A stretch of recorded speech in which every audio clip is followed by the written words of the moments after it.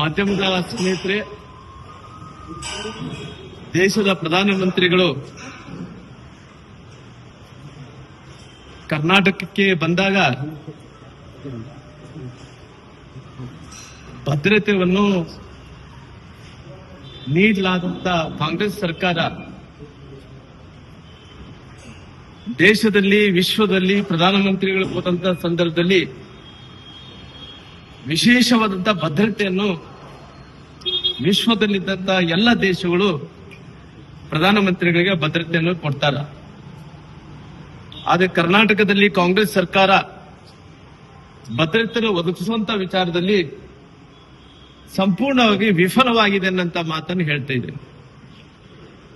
ಯಾಕಂದ್ರೆ ಇವತ್ತು ಈ ರಾಜ್ಯದ ಮುಖ್ಯಮಂತ್ರಿಗಳಂತ ಸನ್ಮಾನ್ಯ ಸಿದ್ದರಾಮಯ್ಯನವರು, ಈ ರಾಜ್ಯದ ಗೃಹ ಮಂತ್ರಿಗಳಂತ ಪರಮೇಶ್ವರ್ ಅವರು ಅವ್ರು ತಿಳ್ಕೊಂತ ಇದಾರ ಬಿಜೆಪಿಯವರಿಗೆ ಮಾತ್ರ ಪ್ರಧಾನಮಂತ್ರಿಗಳು ಅಂತ ಹೇಳಿ ತಿಳ್ಕೊಂತ ಇದಾರ. ಅವ್ರು ಈ ದೇಶದ ಪ್ರಧಾನಮಂತ್ರಿಗಳಂತೇಳಿ ಅವ್ರು ತಿಳ್ಕೊಂತ ಇಲ್ಲ. ಯಾಕಂದ್ರೆ ದೇಶದ ಪ್ರಧಾನಮಂತ್ರಿಗಳು ಅತ್ಯಂತ ರಿಸ್ಕ್ ದಲ್ಲಿರುವಂತ ವಿಶ್ವ ನಾಯಕ ಮೋದಿಜಿ ಇವತ್ತು. ಆದ್ರೆ ನಿನ್ನೆ ಪ್ರಧಾನಮಂತ್ರಿಗಳು ಬಂದಂತ ಸಮಯದಲ್ಲಿ, ಕರ್ನಾಟಕಕ್ಕೆ ಬೆಂಗಳೂರಿಗೆ ನಿನ್ನೆ ಬಂದಂತ ಪ್ರಧಾನಮಂತ್ರಿಗಳ ಸಮಯದಲ್ಲಿ ಹತ್ತತ್ರ 100 ಮಂದಿನ ಇನ್ಸ್ಪೆಕ್ಟರ್ಗಳನ್ನ 100 ಮಂದಿ ಇನ್ಸ್ಪೆಕ್ಟರ್ಗಳನ್ನು ವರ್ಗಾವಣೆ ಮಾಡಂತ ಕೆಲಸ ಈ ಸರ್ಕಾರ ಮಾಡ್ತಿದೆ. ನಾನು ಕೇಳ್ತೀನಿ, ಅವ್ರು ಯಾಕೆ ಅಷ್ಟು ಅರ್ಜೆಂಟ್ ಆಗಿ, ಅಷ್ಟು ತುರ್ತಾಗಿ ಅವ್ರನ್ನ ವರ್ಗಾವಣೆ ಮಾಡ್ಲಿಕ್ಕೆ ಅವ್ರು ಏನು ಯಾಕಂದ್ರೆ ಇವತ್ತು ಪ್ರಧಾನಮಂತ್ರಿಗಳು ಬರಂತ ಹಾದಿಯಲ್ಲಿ ಜಿಲ್ಟನ್ 6 ಸಿಕ್ಕಿದಾವ, ವೈರ್ಗಳು ಸಿಕ್ಕಿದಾವ. ಅವ್ರು ಏನನ್ನ ಹೆಚ್ಚುಗಡೆ ಮಾಡಿದ್ರೆ ಯಾರು ಹೊಣೆ, ಯಾರು ರೆಸ್ಪಾನ್ಸಿಬಿಲಿಟಿ? ಯಾಕೆ ಪ್ರಧಾನಮಂತ್ರಿಗಳ ಮೇಲೆ ಏನು ಪಂಚರಾಜ್ಯಗಳು ಚುನಾವಣೆ ಗೆದ್ದಾರ ಅಂತೇಳಿ ಪ್ರಧಾನಮಂತ್ರಿಗಳ ಮೇಲೆ ಕೋಪನ? ಈ ಕಾಂಗ್ರೆಸ್ ಸರ್ಕಾರ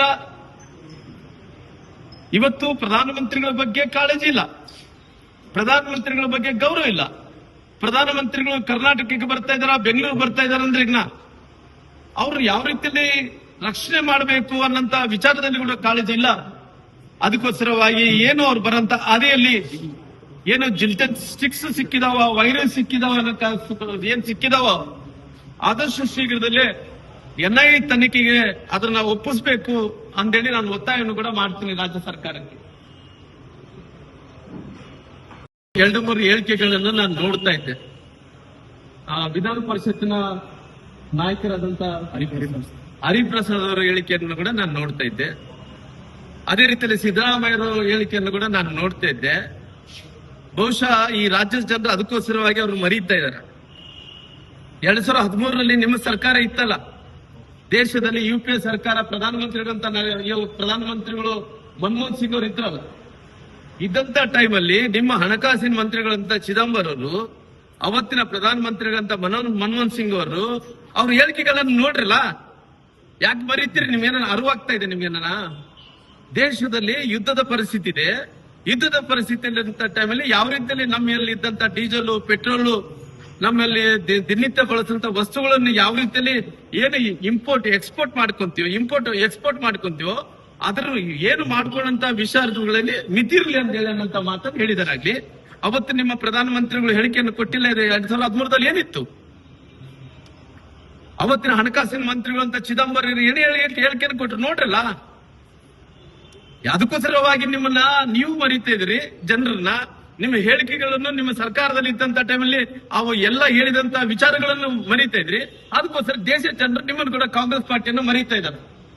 ಸರ್, ಈಗ PM ಅವರ ಹೇಳಿಕೆ ಎಷ್ಟು ಪ್ರಸ್ತುತಿ ಅಂದ್ರೆ ಈಗ ಅವ್ರು ಹೇಳಿದ್ದಾರೆ ಅಂತ ತಕ್ಷಣಕ್ಕೆ ಎಲ್ಲವೂ ಕಡಿಮೆ ಆಗುತ್ತೆ. ಈಗ ಸಾರ್ವಜನಿಕ ಸಾರಿಗೆ ಬಳಕೆ ಹೇಳಿದ್ದಾರೆ. ಈಗ ನೀವು ಅಂದ್ರೆ ಅವರು ನೋಡ್ರಿ, ಕಾಂಗ್ರೆಸ್ ಅವರಿಗೆ ಸ್ವಲ್ಪ ಬುದ್ಧಿ ಕಡಿಮೆ. ಕಾಂಗ್ರೆಸ್ ಬಿಜೆಪಿ ಅಲ್ಲ, ನಾನೇನ್ ಹೇಳ್ತಾ ಇದ್ದೀನಿ ನೋಡ್ರಿ, ಅಲ್ಲ ನಿನ್ನೆ ಶಿವಕುಮಾರ್ ಅವ್ರು ಏನ್ ಹೇಳಿಕೆಯನ್ನು ಕೊಡ್ತಿದ್ರು, ಅವ್ರು ಹೇಳಿದಂತ ಟೈಮಲ್ಲಿ ಗಂಟೆ ಹೊಡೆದಿವಿ. ಕೋವಿಡ್ ಬಂದಂತ ಟೈಮಲ್ಲಿ, ಕೊರೋನಾ ಬಂದಂತ ಟೈಮಲ್ಲಿ ಅವ್ರು ಹೇಳಿದಂತ ಟೈಮಲ್ಲಿ ದೀಪ ಹಚ್ಚಿವಿ, ಇನ್ನೊಂದು ಮಾಡಿದ್ವಿ. ಆ ಕೊರೋನಾ ಏನನ್ನು ಕಡಿಮೆ ಆಯ್ತಾ ಅಂತೇಳಿ ಅವ್ರು ಕೇಳ್ತಾ ಇದ್ರು. ಅಂದ್ರೆ ಜನರಲ್ಲಿ ಯಾವತ್ತು ಜಾಗೃತಿ ಅನ್ನೋದು ಬರುತ್ತೇನೋ. ನಾವು ಇವತ್ತಿನ ಪರಿಸ್ಥಿತಿಯಲ್ಲಿ ದೇಶದಲ್ಲಿ ಒಂದು ಒಳ್ಳೆ ವಾತಾವರಣ ಅಂದ್ರೆ ವಿಶ್ವದ ಪ್ರಧಾನಮಂತ್ರಿಗಳಂತ ನರೇಂದ್ರ ಮೋದಿಜಿಯವರು ಕೇವಲ ಭಾರತ ದೇಶದ ಪ್ರಧಾನಮಂತ್ರಿಗಳು ಇಡೀ ವಿಶ್ವದಲ್ಲಿ ಎಲ್ಲರೂ ಕೂಡ ಭಾರತ ಅಂತ ತಕ್ಷಣ ಗೌರವ ಸಿಗ್ತಾ ಇದೆ. ನಮ್ಮ ದೇಶಕ್ಕೆ ಎಷ್ಟೋ ವರ್ಷಗಳ ನಂತರ ಇಂಡಿಪೆಂಡೆನ್ಸ್ ಬಂದ ನಂತರ ಇತ್ತೀಚೆಗೆ ನಮ್ಮ ಪ್ರಧಾನಮಂತ್ರಿಗಳು ದೇಶ ಅನ್ನಂತ ಗೌರವ ಬಂದಂತ ಟೈಮಲ್ಲಿ ಅಲ್ಲಿದ್ದಂತ ಇರಾಕ್ ಅನ್ನಂತ ಇರಾನು ಮತ್ತು ಅಮೆರಿಕ ಜೊತೆಲಿ ಇಸ್ರೇಲ್ ಅನ್ನಂತ ಕಂಟ್ರಿಗಳು ಯುದ್ಧಗಳು ಆಗ್ತಾ ಇದ್ರು ಕೂಡ ನಮ್ಗೆ ಇಷ್ಟೋ ನಮ್ಮ ಬಗ್ಗೆ ಗೌರವ ಇರೋ ಕಾರಣ ಅವ್ರು ನಮಗೆ ಇಷ್ಟ ಯಾವ ರೀತಿಯಲ್ಲಿ ತೊಂದರೆ ಆಗದಂತೆ ಡೀಸೆಲ್, ಪೆಟ್ರೋಲ್, ಗ್ಯಾಸ್ ಬೇರೆ ಎಲ್ಲ ಕೂಡ ಆಗ್ತಾ ಇದಾವೆ. ಇವತ್ತು ನಾವು ಪ್ರಧಾನಮಂತ್ರಿಗಳು ಏನಿದ್ದೇನು ಯಾವ ಇಂಪೋರ್ಟ್ ನಾವು ಎಕ್ಸ್ಪೋರ್ಟ್ ನಿಂದ ನಾವು ಏನ್ ತರಿಸ್ಕೊಂತ ಇದ್ರು ಅದನ್ನ ಸ್ವಲ್ಪ ಕಡಿಮೆ ಮಾಡಿದ್ರೆ ಅನುಕೂಲ ಆಗುತ್ತೆ ಅನ್ನೋ ಕಾರಣದಿಂದ ಹೇಳಿದಾರಾಗ್ಲಿ. ಅಂದ್ರೆ ಯಾವುದು ನಮ್ದು ಮೇಕ್ ಇನ್ ಇಂಡಿಯಾ ವಿಚಾರದಲ್ಲಿ ನಮ್ಗೆ ಯಾವ್ಯಾವ ಇವತ್ತು ದೇಶದಲ್ಲಿ ಆಗ್ತಾ ಇದೆಯೋ ಅದನ್ನೇ ಜಾಸ್ತಿ ಬಳಕೆ ಮಾಡಿ ಅಂತ ಹೇಳಿದಾರಾಗ್ಲಿ. ಬೇರೆ ಉದ್ದೇಶ ಏನಲ್ಲ. ಜನರಿಗೆ ಪ್ರಧಾನಮಂತ್ರಿ ಹೇಳೋದ್ರಿಂದ ಜನರಿಗೆ ಒಂದು ಜಾಗೃತಿಯನ್ನು ಮೂಡಿಸಂತ ಕೆಲಸ ಆಗುತ್ತೆ. ಏನೋ ಇವತ್ತು GDP ಏನಿದೆ ಇವತ್ತು ನಮ್ಮ ದೇಶದಲ್ಲಿ, ಇವತ್ತು ಕಾಂಗ್ರೆಸ್ ನಾಯಕರಿಗೆ ಕೇಳ್ತೀನಿ, ನಿಮ್ಮ ಸರ್ಕಾರ ಇದ್ದಂತ ಟೈಮಲ್ಲಿ GDP ಏನಿತ್ತು, ಇವತ್ತು ನಮ್ಮ ಆರ್ಥಿಕ ಸ್ಥಿತಿ ಎಷ್ಟು ಚೆನ್ನಾಗಿದೆ ಅಂದ್ರೆ ವಿಶ್ವದಲ್ಲಿ ನಮ್ಮ 3ನೇ ಸ್ಥಾನಕ್ಕಿದ್ದೀವಿ. ಆದರೆ ಪ್ರಧಾನಮಂತ್ರಿಗಳು ಈ ದೇಶದಲ್ಲಿದ್ದಂತ ಪ್ರಧಾನಮಂತ್ರಿಗಳು ಈ ವಿಶ್ವದಲ್ಲಿದ್ದಂತ ವ್ಯವಸ್ಥೆದ ಬಗ್ಗೆ ನೋಡಿದಂತ ಟೈಮಲ್ಲಿ ದೇಶದಲ್ಲಿ ಈ ರೀತಿ ಬಳಕೆ ಮಾಡೋದ್ರಿಂದ ನಮಗೆ ಫ್ಯೂಚರ್ ದಲ್ಲಿ ಯಾವುದೇ ರೀತಿಯಲ್ಲಿ ತೊಂದರೆ ಆಗ್ಲಾರ್ದಂತ ನೋಡ್ಕೋಬೇಕನ್ನೋದು ಜವಾಬ್ದಾರಿಯಿಂದ ಹೇಳಿದಾರಾಗ್ಲಿ. ಆ ಬೇಜವಾಬ್ದಾರದಿಂದ ಹೇಳಕ್ ಹೋಗ್ಲಿಲ್ಲ. ಆರ್ಥಿಕ ಪರಿಸ್ಥಿತಿ ಚೆನ್ನಾಗಿದೆ, GDP ಚೆನ್ನಾಗಿದೆ. ದೇಶದಲ್ಲಿ ಇವತ್ತು ಎಂತ ಪರಿಸ್ಥಿತಿಯಲ್ಲೂ ಕೂಡ ಡಾಲರಿನ ಮೌಲ್ಯ ಏನು ಜಾಸ್ತಿ ಆಗ್ತೈತನೋ ಅದನ್ನ ನೋಡ್ಕೊಂಡು ಇತಿಮಿತಿಯಲ್ಲಿ ಖರ್ಚು ಮಾಡ್ರಿ ಅನ್ನಂತ ವಿಷಯವನ್ನು ಹೇಳಿದಾರಾಗ್ಲಿ. ಬೇರೆ ಉದ್ದೇಶ ಏನಲ್ಲ. ಹೆಚ್ಚಿನ ವಿಡಿಯೋಗಳಿಗೆ ಪ್ರತಿಧ್ವನಿ ಯೂಟ್ಯೂಬ್ ಚಾನೆಲ್ ಸಬ್ಸ್ಕ್ರೈಬ್ ಮಾಡಿ, ಬೆಲ್ ಐಕಾನ್ ಕ್ಲಿಕ್ ಮಾಡಿ.